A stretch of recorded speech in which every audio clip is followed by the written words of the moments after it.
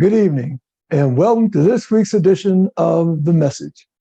I'm your host, Donatus King, and we'll spend this next hour with one purpose in mind, and that one purpose is delivering the message that God is Almighty. Everything that ever was, is now, or ever will be, is a piece of God. Everything that ever was, is now, or ever will be, was made by God. Everything that ever happened, is happening right now, or ever will happen, was made to happen by God. God is a master plan for all time and all creation. God is Almighty. The message is brought to you by, is produced by the Society of Knowledge. The Society is an interdenominational ministry. Our members come from various different religious and spiritual backgrounds. We have various different religious and spiritual beliefs. Although we come from different backgrounds and have different beliefs, there's one belief that we share. There's one piece of knowledge that we hold in common. And that's the knowledge that there is a being. By no matter what name we may have been taught to call that being, by no matter what name we may have come to know that being, whether that name be God, Allah, Yahweh, Jesus, Jehovah, nature, by no matter what name, we know that there is a being that possesses not some of the power, not most of the power, but all of the power. That's the reason we do this show, and the only reason we do this show, and that's to deliver the message that that being that personally I call God, that being is indeed Almighty. Today is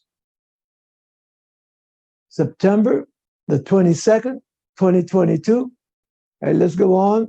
For those of you that may not be familiar with the program, with the message, we'll have our announcements and then our testimonies. Then we'll have our religious spiritual study. And we're reminded, as always, to prove all things, hold fast that which is good. Then we'll have our discussion. And our discussion topic tonight is ancient Roman religions. That's our discussion topic, ancient Roman religions. And after that, we'll have our words of inspiration. And those will come out of the book of Exodus, starting in chapter 13, verses 11 through 22. What you see on your screen right now, that's our main website, and that's www.godisalmighty.org.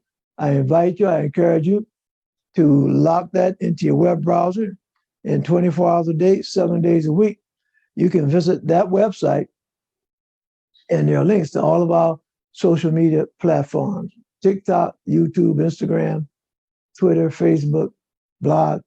Just go to that main website, and there are links that you can click on.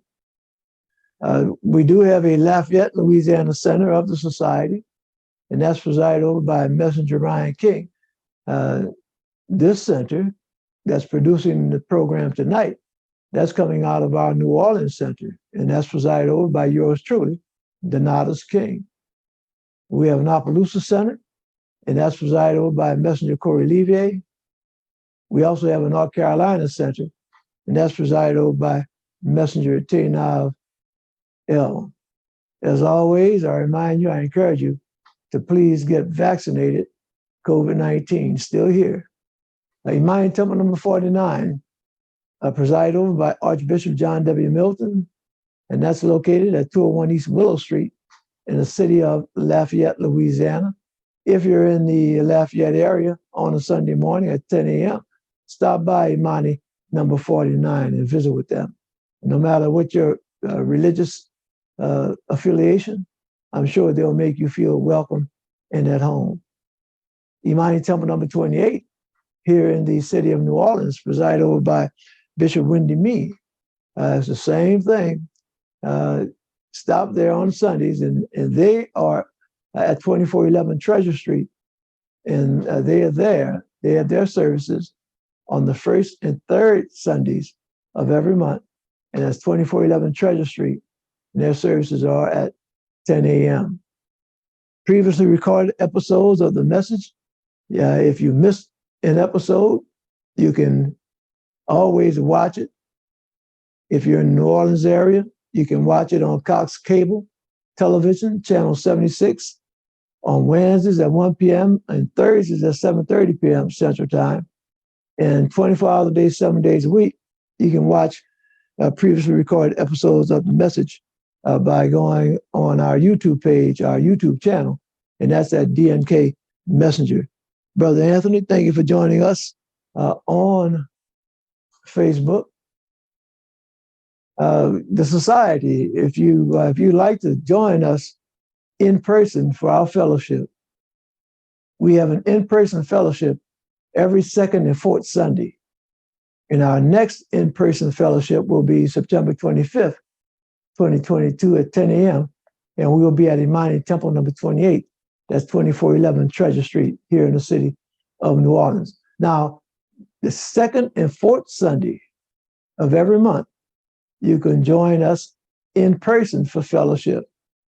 On the fourth and third Sundays, you can join our fellowship online, and that's on Facebook and through Zoom on this same Facebook page, and there'll be links to our Zoom. So every week of the month, you can join us in fellowship. Every week of the month. On the second and fourth Sundays, you can join us in person. And I encourage you to do that. I invite you to do that. Sometimes you just get a little bit more out of it when you're there in person, being around person to person, fellowshipping. All right, and that's the second and fourth Sunday. Our next fellowship, this coming Sunday, we will be in person at Imani Temple number 28. As you see on your screen, that gentleman on the screen now, in loving memory of Anthony Montgomery. Okay, Brother Anthony was indeed a friend of mine. He was a friend of many of us, particularly in the New Orleans community.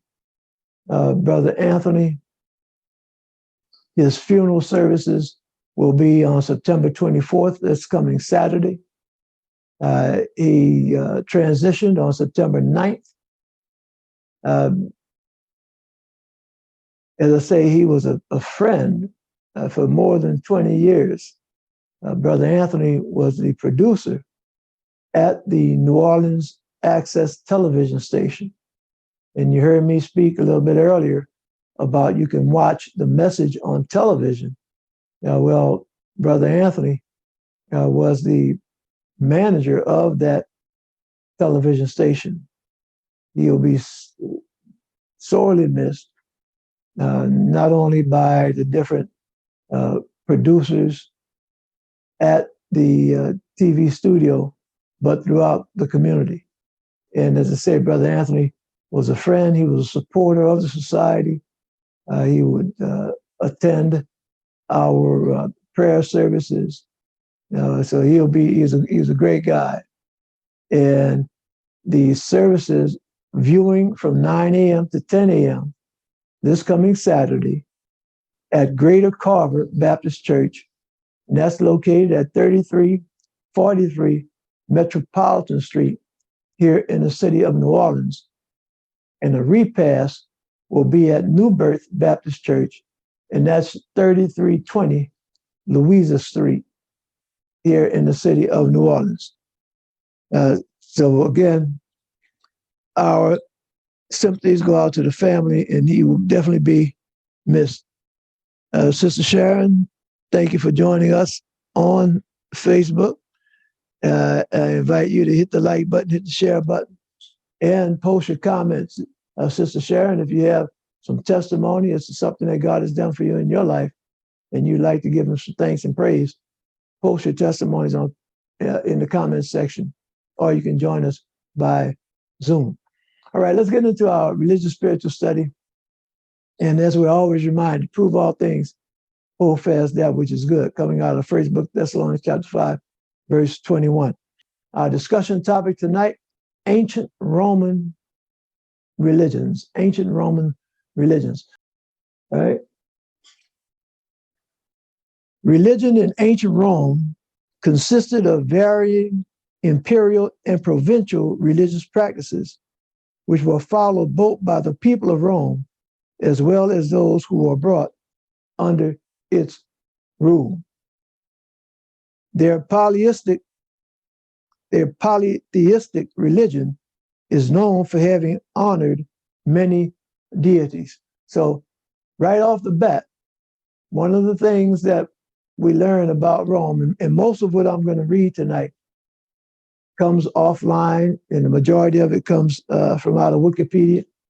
But again, as Thessalonians instructs us, to prove all things, hold fast that which is good. So if you hear me read something tonight, don't take it for gospel truth. Go do your own research and hold on if you find out it's true. And if you find out that something I'm saying is not quite right, don't wait until later on. Post your comments in Facebook and let me know so I can make a correction here while we're on the screen. I want to thank my wife for joining us on the Facebook. And as always, I encourage you to hit the like button, hit the share button, and start a watch party.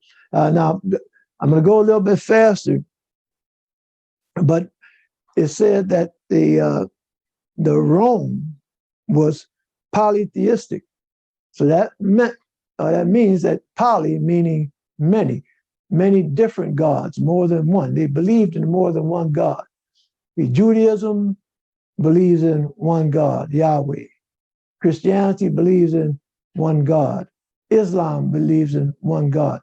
But the ancient Romans, they were polytheistic. They believed in many gods. So Judaism, Christianity, Islam is what's called monotheistic. Mono meaning one. Okay, so the ancient Romans, they believed in several different gods. All right, and one of them that you see on the screen, and that is, and let me just continue along what I was reading. The presence of Greeks on the Italian peninsula. Okay, when we were looking at the map, we saw that green area, the Italian peninsula, and then we saw to the right of it, it was Greece. The presence of Greeks on the Italian peninsula from the beginning of the historical period influenced Roman culture, introducing some religious practices that became fundamental, such as the cult of Apollo. And as you see on the screen, that's an artist's rendering, an artist's depiction of the god Apollo. And Apollo is known as the god of light, and that's why you see him with that bow and arrow, and that arrow is a flaming arrow bringing light. The Romans looked for common ground between their major gods and those of the Greeks. So the Romans, even though they were their own people living on the peninsula, the Italian peninsula, they did not hesitate in blending in the religions from other people in the surrounding areas, particularly those folks in Greece. Okay? The Romans looked for common ground between their major gods and those of the Greeks. According to legends, most of Rome's religious institutions could be traced to its founders, particularly Numa Pompilius, the Sabine second king of Rome, who negotiated directly with the gods. So when we start talking about ancient Roman religions, some scholars say that this is the genesis of ancient Roman religions, and that is the second king of Rome, as Numa Pompilius, the second king of Rome, who negotiated directly with the gods. So talk directly with the gods. This archaic religion was a foundation of the mos Maiorum, the way of the ancestors, or simply tradition, viewed as central to Roman identity. The priesthoods, the priesthoods of most state religions were held by members of the elite classes. During the Roman Republic, which lasted from 509 BC to 27 BC, the same men who were elected public officials might also serve as augurs and pontiffs. Priests married, raised families, and led politically active lives.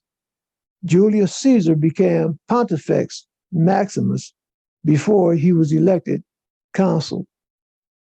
The augurs read the will of the gods and supervised the marking of boundaries as a reflection of universal order, thus sanctioning Roman expansionism and foreign wars as a matter of divine destiny. Now, I'm going to stop for a second. What you see on the screen, that's an artist's rendering of an augur. And some might call him soothsayer or fortune teller or something like that, but they were called augurs. And as you see them looking at the birds, one method that they used was by looking at birds to see how they flew, what kind of bird it was, and all the rest of that kind of stuff. But that's how they were able to predict what was going on and tell the folks what the gods wanted them to do. Now, what's really, really, really, I want to point this out. In the United States of America, those of you that remember your history, you may have been taught this in high school. There was a term that was used called manifest destiny. Manifest destiny. And what that term meant, it was used to justify how the colonists came over from England, came from Europe to the United States, and were able to take the land from the Indians and start on the East Coast all the way to the West Coast, from the Atlantic Ocean to the Pacific Ocean. And what history says is that this was according to the theory of manifest destiny, that it was the United States' destiny to take over that land. And we're reading that as far as the Romans had that same idea. And that idea was it was their destiny to take over the land. And as we looked at the map, and I discussed briefly earlier, at one point in time, the Roman Empire stretched all the way from the Atlantic Ocean, all the way from Spain and France through the northern part of Africa, through Western Europe, Central Europe, Eastern Europe, Asia, the Roman Empire, all through what some call the Holy Land, all through Jerusalem, the Roman Empire, all through Arabia, the Roman Empire. The Romans had conquered all these areas, and they used religion as a reason And as we read that the augurs would mark the boundaries, and they'd be able to say that, look, the gods have said that this area in Spain should be part of the Roman Empire. And that would be justification for the soldiers to go in and take over the land. That's the Roman Empire. All right. By the height of the empire, numerous international deities were cultivated at Rome and had been carried to even the most remote provinces. Among those deities were Mithras. Mithraism was a Roman mystery religion centered on the god Mithras. Although inspired by Iranian worship of the Zoroastrian divinity Mithra, the Roman Mithras is linked to a new and distinctive imagery. Mithraism is viewed as a rival of early Christianity.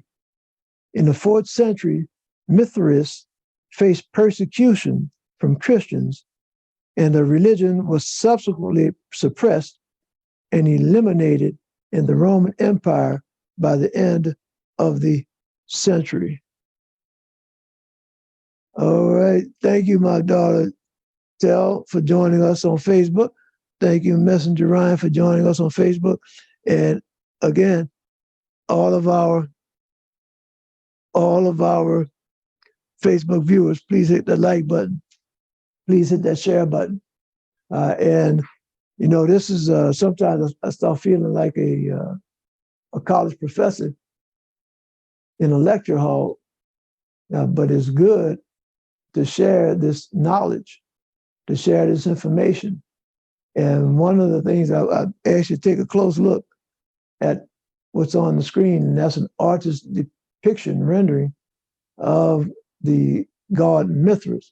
And there are some symbols in there that are very, very, very similar to certain symbols in Christianity, particularly when you see the bull, the slaying of the bull. And we had a show that we talked about the different symbolisms in Mithraism that are related, very similar to those in Christianity. But in addition to Mithras, there was another Roman god, and that was Sol Invictus. Sol Invictus, the unconquered sun, sometimes known as Helois, was long considered to be the official sun god of the later Roman Empire. In the traditional view, Sol Invictus was the second of two entirely different sun gods in Rome. The first of these, Sol Indigus, or Sol, was an early Roman deity of minor importance whose cult had petered out by the 1st century AD. Sol Invictus, on the other hand, was a Syrian sun god whose cult was first promoted in Rome under Elagabalus without success.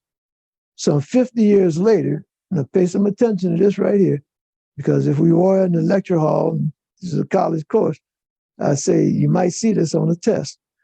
Some 50 years later, on December 25th, okay, you might see that on the test, on December 25th, 274 AD, the Roman Emperor Aurelian did succeed to establish the cult of Sol Invictus as an official religion alongside the traditional Roman cults.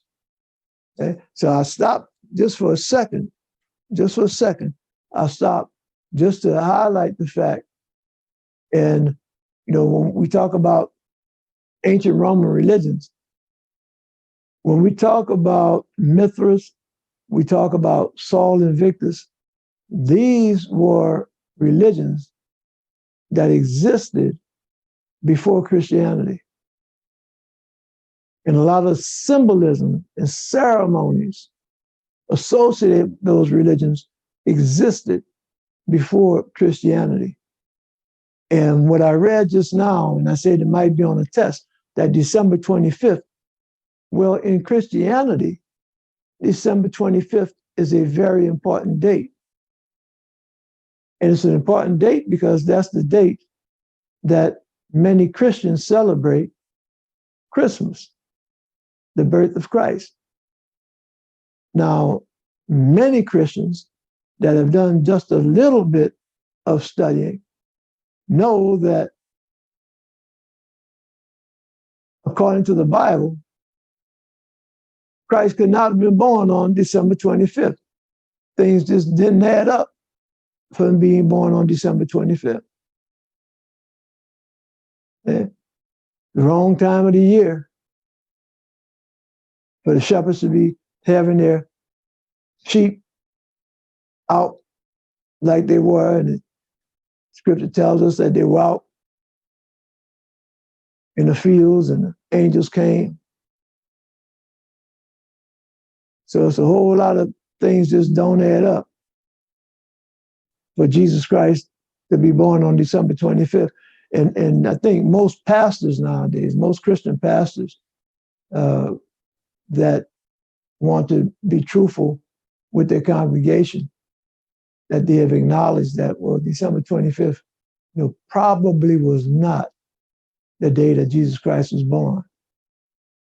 So where did this come from as far as December 25th being celebrated as the birth date of Christ? Well, remember something, and you gotta pay attention when you're reading the Bible. Pay attention. Christianity did not develop in Jerusalem. Let me be real slow. Say that again. Christianity did not develop in Jerusalem. Okay? Now see, I slowed down when I repeated that. And I said develop. Okay, because when I read the Bible that I read, the King James Version of the Bible, it talks about Jesus Christ walking around Jerusalem, around that area. But remember what we talked about a couple of weeks ago, that Jesus Christ was not a Christian. He was a member of a religion, but it wasn't Christianity. Christianity didn't exist when Jesus was on the earth. It didn't. And it didn't develop until at least 200 years after Jesus Christ died. And when we read through the scriptures, when we do our reading for our own selves, and we read about one of the greatest developers of Christianity, a fellow that really put Christianity on the map, a fellow that helped organize the Christian church. And this was at least 100 years after Jesus Christ was dead. That fellow was Paul. Okay, Paul. And when we read through, and I grab my Bible, when we read through the New Testament, see, because I say that's good to read for yourself. That's what I'm going to say, read for yourself. See, the books of Matthew, Mark, Luke, and John, those first 4 books in the New Testament, those books talk about what was going on when Jesus Christ was here on earth. Okay, what Jesus did, right? But then after he died, okay, the next book in the New Testament, the Acts of the Apostles, right? And when you read that, Look at it. I'm reading it. I'm reading through it right now. And it looks, look here. Look what it says here. The former treatise have I made, O Theophilus, of all that Jesus began both to do and teach until the day in which he was taken up. Okay? So now this, and let me read through here because I don't want to make a mistake. All right. Now, some folks say that this was written by Luke. All right. It's written by Luke. Remember something now. Let's go here in the Bible and let's go back and see who was this guy, Luke. All right. Remember they had Matthew, Mark, Luke, and John. All right.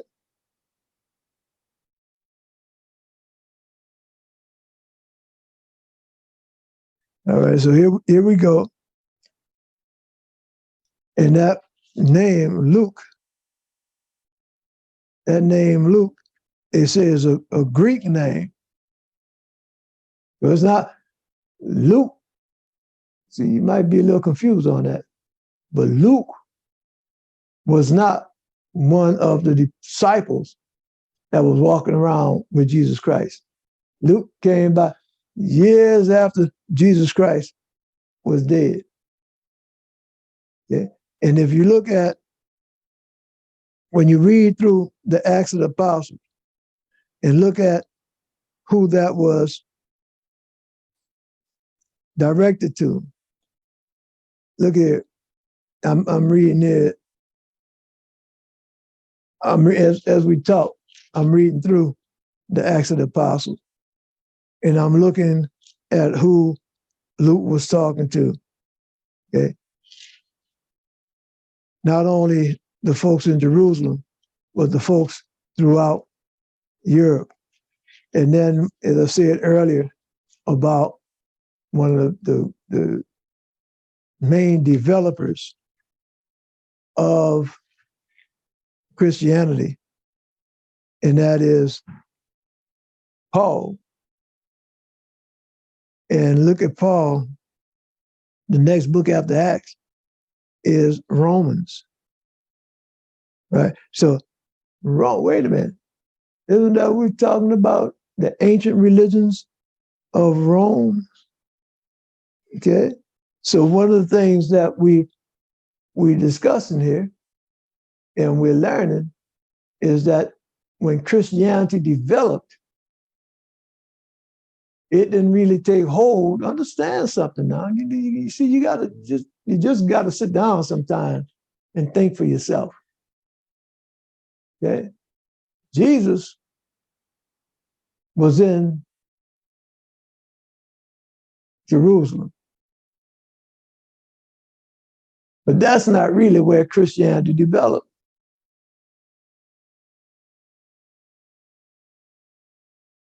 Because the religion in Jerusalem, the major religion in Jerusalem was Judaism, the Jews, right? So the Jews killed Jesus. So that put an end to all that Christian stuff there. All right. But Christianity thrived. And where did it thrive? It thrived in Europe. So when we see in the book of Romans, see, it's got that name, Romans. See, in Paul, Paul used to persecute the Hebrews until he was converted into being a Christian. He wasn't a Jew. So now we see when we're talking about Rome and how Rome was like a melting pot, different religions. One of those religions that got melted in Rome was indeed Christianity, right? So we have a few more screens, so that just get some understanding. So if we're going to talk about ancient religions of Rome, throw into that mix, into that gumbo, Christianity. And since we're going to talk about gumbo, when we talk about Christianity, throw into that mix Mithraism. And yes, even part of that religion that was practiced by Nebuchadnezzar down there in Babylon. That religion that talked about Baal. All right. So ancient Roman religions, again, just the main idea that out of all this is that melting pot, right? That melting pot, where the Romans were kind of like, whatever your religion is, come on in, and we can mix and match. That was the Roman Empire. All right, now this is something that some of you may be familiar with, and that's according to mythology, Rome had a semi-divine ancestor in the Trojan refugee Aeneas, son of Venus, who was said to have established the basis of Roman religion. Okay. Now, see, I had to get my bearings straight when I'm reading about all this kind of stuff. And you hear about the Trojan War, or what the Trojan War. And who were the Trojans? Okay, who are the Trojans? Well, Troy, and that's the Trojans come from Troy, is actually in Turkey. You see what I was saying earlier about looking at the map? So we have these folks that's coming out of this country in the east, out of Turkey, and they're getting a fight with these folks in Greece, the Greeks. And now you hear about the Trojan War, right? And then one of these Trojan people, one of these Turkish people, one of these Trojans comes out of Turkey through Greece and ends up on the Italian peninsula. And a lot of folks credit him with being one of the founders of Rome, the city of Rome, the Roman Empire. Okay. Now, this guy, Aeneas, he wasn't just a regular guy, because what it says that his mother was Venus.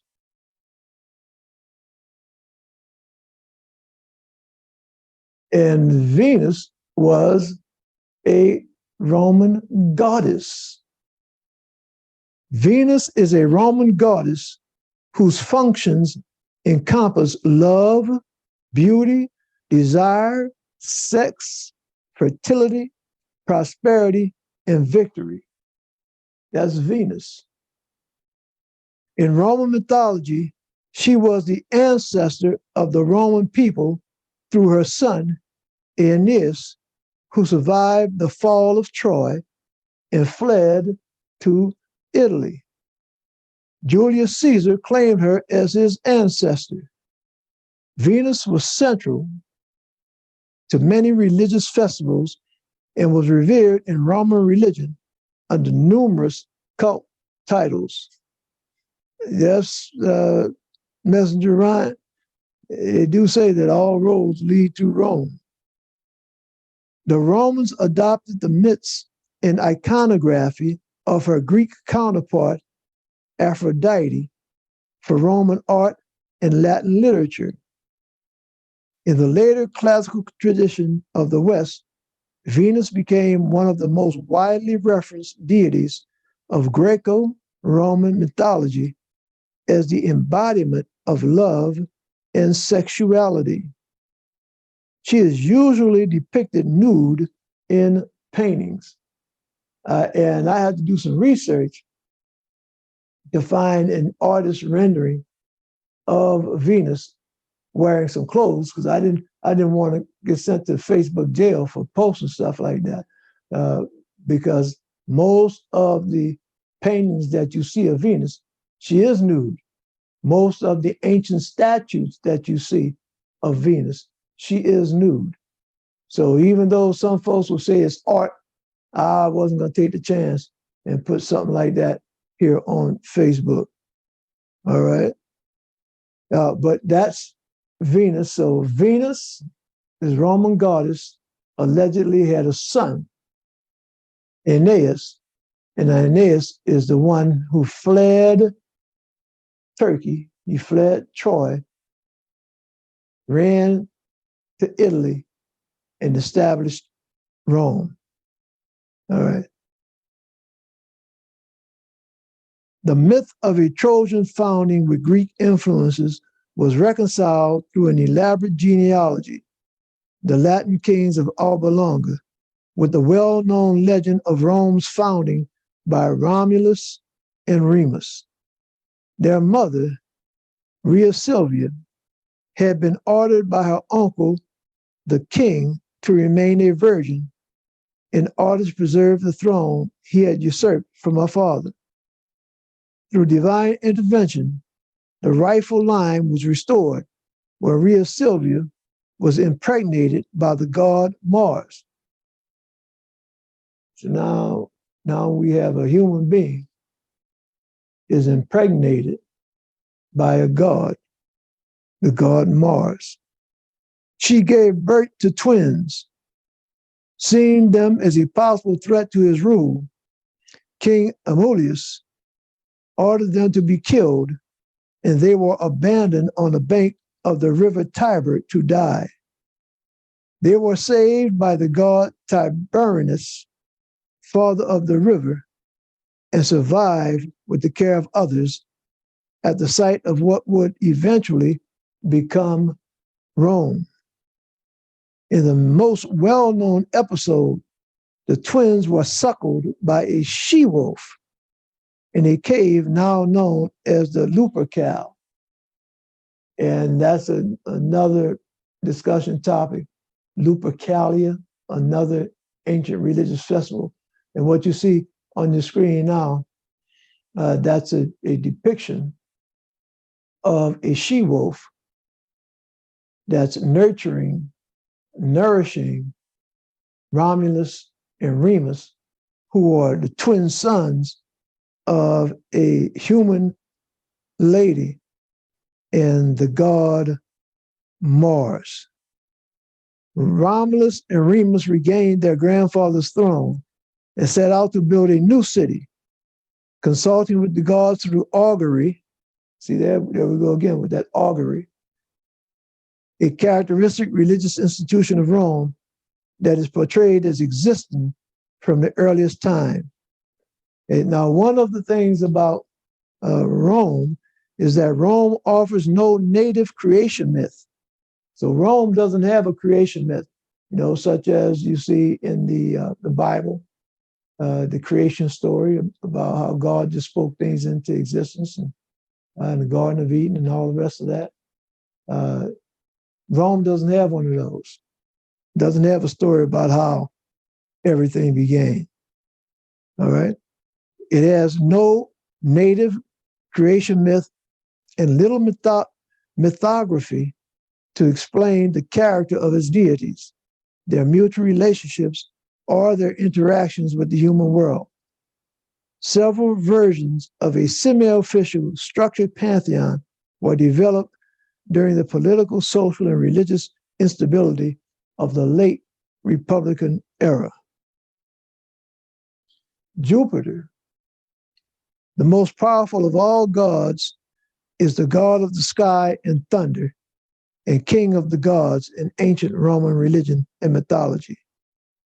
Jupiter was the chief deity of Roman state religion throughout the Republican and imperial eras until Christianity became the dominant religion of the empire. In Roman mythology, he negotiates with Numa Pompilius, the second king of Rome, to establish principles of Roman religion, such as offering or sacrifice. All right, so that is a very abbreviated, condensed discussion about ancient Roman religions. And if you're interested in learning more about it, I encourage you, as I say, do your own research. You can go online, you can go to the library, do your own research about it. But one of the things to me that was striking is in studying the Roman religions, and we got to. I'm looking at the time. Looking at the time that we have in studying the Roman religions, there's a couple of things. Even though, now think for a minute now, just think for a second. Even though the Roman Empire no longer exists in a secular form, and by secular I mean non-religious form, does the Roman Empire in fact still exist? Does it in fact still exist? You see, because if you control a man's mind, you control his body. So if you control his mind, then you don't need tanks, you don't need airplanes, you don't need guns, you don't need none of that to control his body if you control his mind. You see, and when I said, does the Roman Empire still exist? Okay, the forces that were behind the Roman Empire, are they still in place thousands of years later? No, Rome doesn't have an army that's around the world with soldiers. It doesn't have that anymore. Okay, Rome now is one little area on the Italian peninsula. But the influence, the control that Rome has around the world still exists. It has increased. If you control a man's mind, you control his body. Get some understanding of what I'm telling you about. We've been studying about the religions of ancient Rome and how when the empire, when that physical, secular government empire spread all throughout Europe, all into Asia, all into Africa, what it started doing was it started syncretizing. It started assimilating. It started taking little piece of this person's religion, little piece of that person's religion, and plugging it into the Roman religion.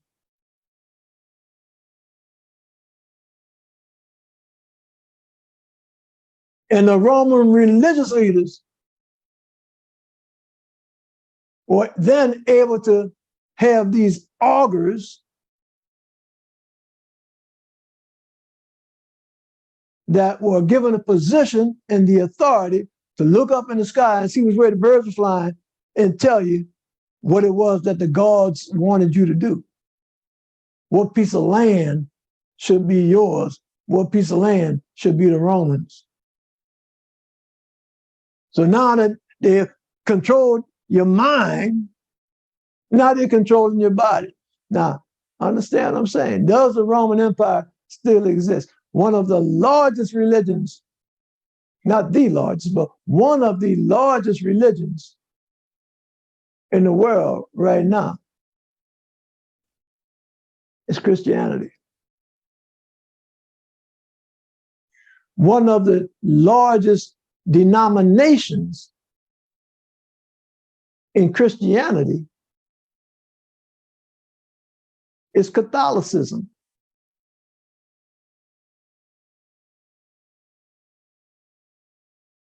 When you speak about Catholicism, the largest branch of Catholicism is Roman Catholicism. So you get some understanding.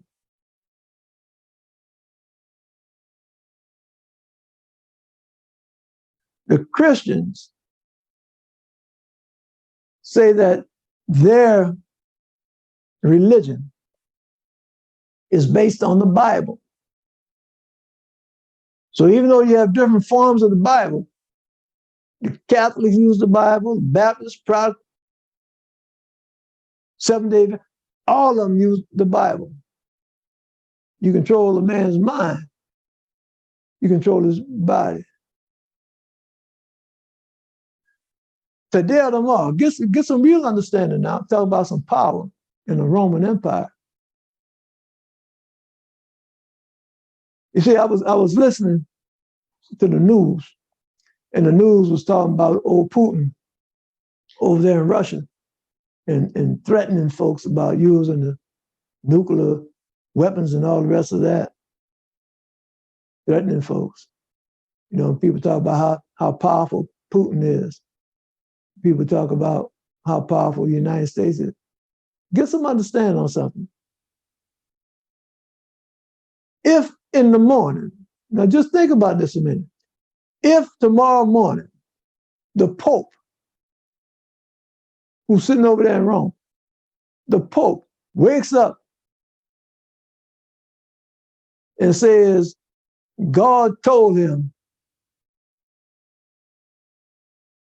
that Putin ought to be assassinated, that Biden ought to be assassinated, that the Ayatollah ought to be assassinated, that the Chinese leader ought to be assassinated.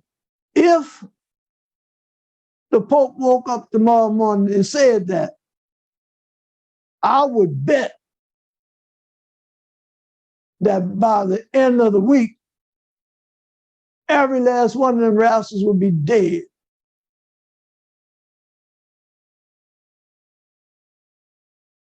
Would be dead. That's the amount of power that the Roman Catholic Church still has throughout the world. That Roman Empire. And again, the Roman Catholic Church is just one segment of Christianity. So that Roman Empire, I would argue that that Roman Empire is still here. The only difference is that they're not using spears and bow and arrows and chariots to control, that now this is what they're using. The Roman Empire. So the ancient Roman Empire, through all of its changes, I submit, still here. But again, our discussion topic tonight was the ancient Roman religions. So I hope that you've enjoyed tonight's program. And as we close out, it's not confusing. And if you are confused, I pray for you to get some clarity. Because at the end of the day, whether it's the Roman Empire, whatever empire, at the end of the day, Almighty God is still in control. And because Almighty God is in control, I know that things are going to go exactly according to God's plan. And that piece of knowledge, that brings me peace. And as I close, that's my prayer. That in this upcoming week, no matter whatever it is that you go through, whether it's some new information that you learn, whether it's something that happens to you, I pray that Almighty God bless you with peace. I encourage you, those of you that can, if you can make it to the funeral service for Brother Montgomery this upcoming Saturday, I encourage you to attend. He was a good brother, really good brother. Until we meet again here next week on The Message. And look, one last thing, I encourage you to come on out this coming Sunday at 10 a.m. Come meet with us in person, 2411 Treasure Street. Come on, fellowship with the Society of Knowledge. Come on, we have a good time praising Almighty God. And until we meet again here next Thursday on The Message, may God Almighty bless you and yours with peace.